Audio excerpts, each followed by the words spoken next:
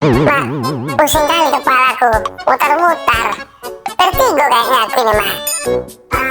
Udahlah, bukan vertigonya itu. Pasti kalau habis keramas kau keringat pakai hair dryer kan? Itu salah. Harusnya kau biarkan aja itu kering sendiri. Itulah pantangannya. Ih, entah apa-apa aja lah mama ini.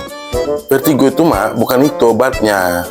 Cukup pakai kayu putih aja mak, sama jeruk nipis. Itulah Butet, kau oleskan ke jidat kau langsung. Memang awal Jacqueline ini semua. Dari dulu yang aku tahu obat vertigo itu tidur kau tengkurap di lantai. Biarkan alam yang bekerja.